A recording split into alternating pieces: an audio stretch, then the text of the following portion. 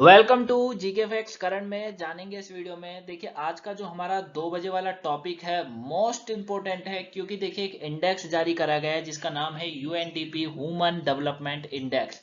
इसको अभी जारी करा गया है। इसमें जानेंगे कि भारत का इस बार का इस डेवलपमेंट में क्या सूचकांक रहा है, यानी कि मानव विकास सूचकांक इसको कहा जाता है हिंदी में।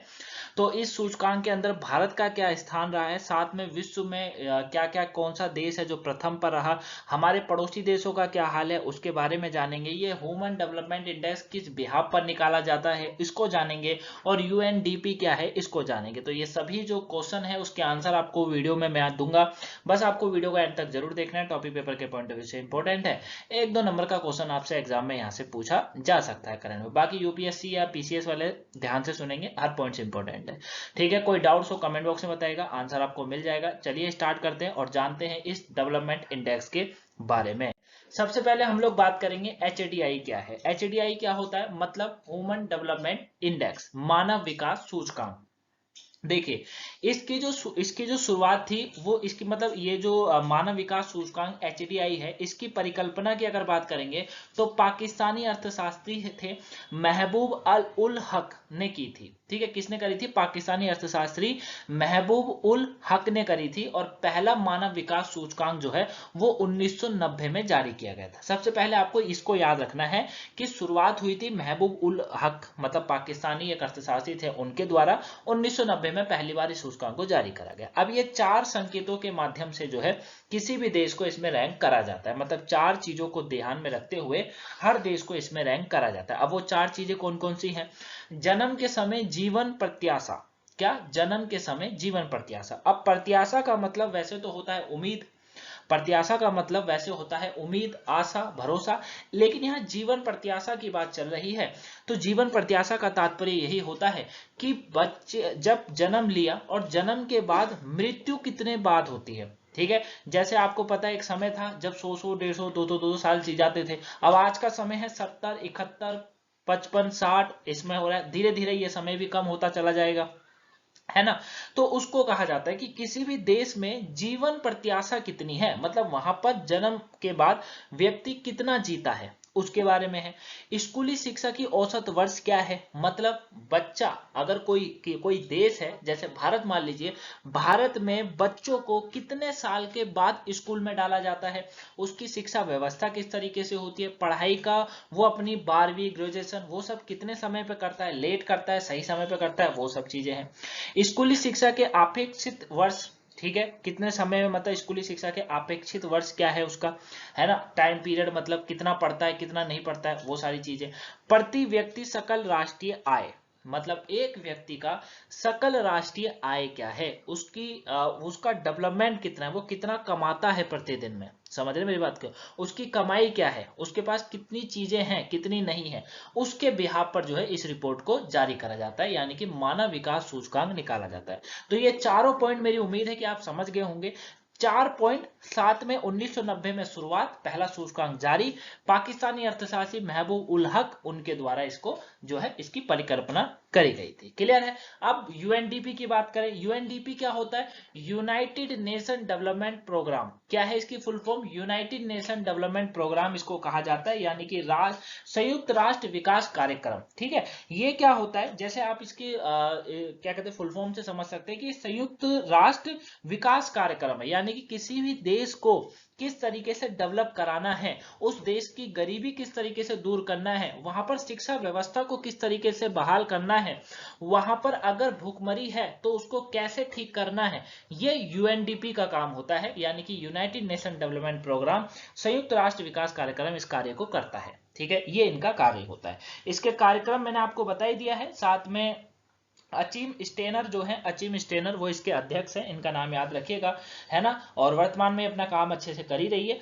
12 नवंबर 1965 को जो है यूएनडीपी की शुरुआत हुई थी। ठीक है, 1965 वाली डेट जो है आपको याद रखनी है कि जब इसकी शुरुआत करी गई थी। क्लियर है बच्चा, यहां तक आप इसको जान गए होंगे। चलिए अब हम लोग आ जाते हैं रैंक पर कि किस देश को कितना कितना रैंक करा गया है। सबसे पहला यूएनडीपी एचडीआई, देखिए इस सूचकांक में यूरोपीय देश स्विट्जरलैंड जो है उसने 0.962 एचडीआई मान के साथ प्रथम स्थान हासिल किया है। मतलब अब यहाँ पर आपके दिमाग में 4 पॉइंट वो टच करने चाहिए कि यहाँ पर जो है जीवन प्रत्याशा अच्छी है, इसका मतलब ठीक है, अच्छे खासे लोग यहाँ पर जी रहे हैं, 70 के प्लस जी रहे हैं, पहला पॉइंट ये याद रखना है। दूसरा आपको यहाँ पर ये याद रखना है कि शिक्षा व्यवस्था यहाँ पर अच्छी होगी, बच्चा जिस समय में बच्चे को पढ़ाई उसको देनी चाहिए उस समय में मिल रही है। दूसरा यहाँ पर सकल घरेलू जो है, मतलब यहाँ के प्रत्येक व्यक्ति की जो आय है वो काफी अच्छी होगी, ठीक है ना, अपेक्षित शिक्षा अच्छी होगी। ये 4 पॉइंट जो मैंने पीछे बताया था वो आपके दिमाग में टच होने चाहिए कि ये चारों चीजों के बिहाफ पर स्विट्जरलैंड प्रथम इसीलिए बना हुआ है, ठीक है। बात करें अपने देश भारत की, तो हमारा देश 191 देशों की सूची में, एक पॉइंट और बनता है कि टोटल 191 देश शामिल हैं और इस सूची में 132वें स्थान पर रहा है। पिछले साल भी भारत का यही स्थान था, इस बार भी यही स्थान है, 132वां स्थान बरकरार रखा है। हालांकि इसके काफी कारण है कि भारत डेवलप नहीं कर पा रहा है, वो हम आगे समझेंगे। रिपोर्ट के अनुसार भारत का HDI मान जो है, मतलब जो ह्यूमन डेवलपमेंट इंडेक्स है, इसमें 0.633 का स्कोर इस बार रहा है। 0.633 का जो है स्कोर रहा है। वर्ष 2020 में भारत इस सूची में जो है करीबन 0.645 HDI मान के साथ 131वें स्थान पर था, ठीक है। तो ये आपको इसका 2020 का डेटा याद रखना है और 2000 अभी जो 22 का निकला है इसको याद रखना है, ठीक है। तो 0.633 जो है वो 2022 वाला डेटा है, ठीक है, जो कि भारत 132वें पर रहा। उसके बाद अभी आप यहाँ पे देख रहे होंगे सर 2 स्थान फिर भारत गिर गया, ऐसा क्यों हुआ वो भी बात करेंगे। और अभी 2020 वाला जो डेटा था उसमें 645 का स्कोर करा, 0.645 का, जिसमें 131वां स्थान भारत का रहा था। यानी कि वो 4 पॉइंटों को फिर से याद करिए कि भारत में जीवन प्रत्याशा कम है, मतलब लोग कम जी रहा है, चाहे वो स्त्री हो या पुरुष हो, वो कम जी रहा है, इसका मतलब। शिक्षा व्यवस्था यहाँ पर आज भी बहुत से लोग ऐसे हैं, बहुत से बच्चा ऐसा है जो काफी बड़े हो जा रहे हैं, उनको शिक्षा व्यवस्था ही नहीं मिल रही, वो शिक्षा ही नहीं ग्रहण कर रहे हैं, स्कूल ही नहीं जाते हैं, है ना। दूसरा सकल जो यहाँ पर प्रत्येक व्यक्ति की आय है उसमें भी कमी है, मतलब वो भी यहाँ पर आधे से ज्यादा ये कह सकते हो आप बेरोजगारी चल रही है।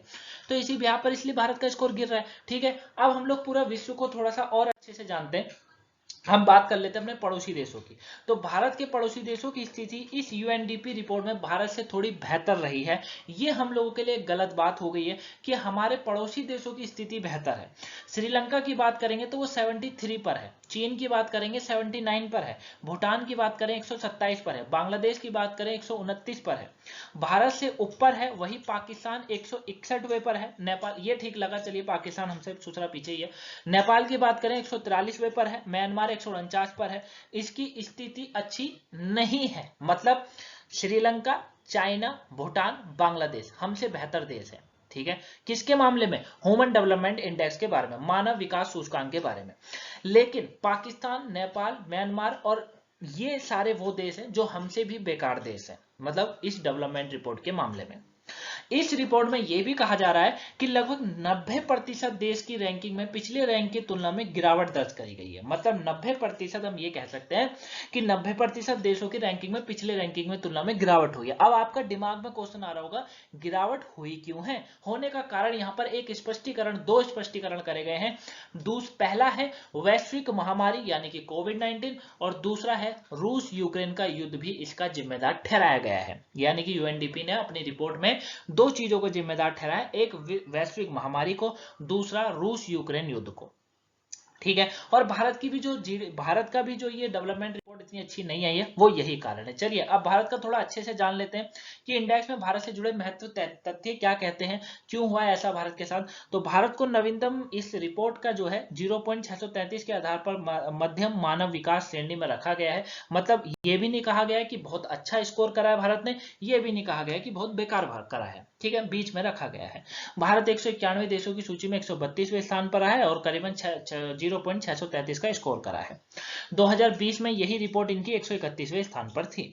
भारत ने लैंगिक विकास सूचकांक, लैंगिक विकास मतलब जेंडर डेवलपमेंट इंडेक्स जो होता है, भेदभाव ना होना, उसमें अपना 132वां स्थान बरकरार रखा है। मतलब यहां पर हम ये कह सकते हैं कि जितना अधिकार पुरुष को है उतना अधिकार महिलाओं को भी यहां पर है, और ये काफी अच्छी बात होती है किसी भी देश के लिए। महामारी या युद्ध ये तो चलती फिरती चीजें हैं, लेकिन लैंगिक समानता, लैंगिक जो विकास है या लैंगिक समानता जो होती है वो होना बहुत ज्यादा डेवलप होता है।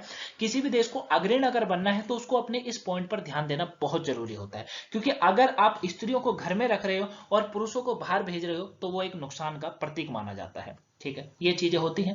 भारत में महिला जीवन प्रत्याशा, ये एक रिपोर्ट में मुझे इस पॉइंट को गलत लगा कि मतलब यहाँ पर ये थोड़ा सा अच्छा नहीं लगा कि महिला की जीवन प्रत्याशा जो है वो 71 वर्ष से घटकर अभी कितनी हो गई, 68 हो गई है। मतलब महिलाओं का जो जीवन है वो केवल 71 वर्ष से घटकर 68 वर्ष हो गया है। मतलब अगर एक कोई महिला है तो वो ज्यादा से ज्यादा 68 वर्ष तक जीती है, उसके बाद उसकी मृत्यु हो जाती है। ये घटकर 2020 में, वर्ष 2021 में 68 वर्ष हो गया है। 71 वर्ष था 2020 में, अभी 21 वाले डेटा में 68 हो गया है।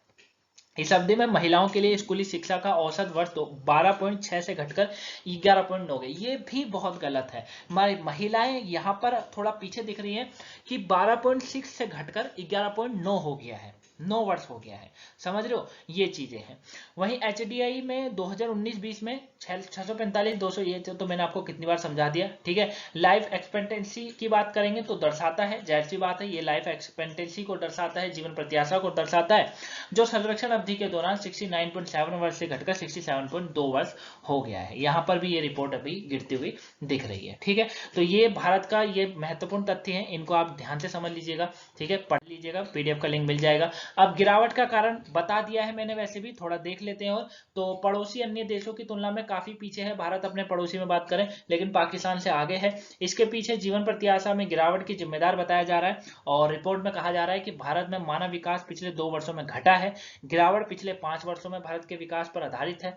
ठीक है, भारत में जो जीवन प्रत्याशा मान है वो करीबन 69.7 से घटकर 67.2 वर्ष हो गया है। मतलब यहाँ पर अगर एक व्यक्ति जीता है, पहले करीबन वो 69 वर्ष या 70 वर्ष जी जाता था, लेकिन अब वो कितना जी रहा है, 67 वर्ष ही जी पा रहा है। हालांकि वैश्विक चुनौतियां जैसे कोरोना वायरस हो गया, रूस का यूक्रेन युद्ध हो गया, रूस यूक्रेन युद्ध, ये परिस्थितियां भी इसमें गिरावट के लिए जिम्मेदार बताई गई हैं। ठीक है, बाकी स्थान आपको भारत का याद रखना है, 132वां रहा है। तो मैं उम्मीद करता हूं आपको ये पूरा टॉपिक अच्छे से समझ आया होगा, ये इंडेक्स अच्छे से समझ आया होगा। कोई डाउट लगे बच्चा कमेंट बॉक्स में कमेंट करके बताइएगा, आंसर मिल जाएगा। सुबह की टॉपिक नहीं देखा हो, वोकैबुलरी नया देखी हो तो देख लीजिएगा, पेपर के पॉइंट ऑफ व्यू से इंपॉर्टेंट है। मिलेंगे नेक्स्ट वीडियो में, तब तक के लिए thank you for watching guys, have a nice day, thanks for watching.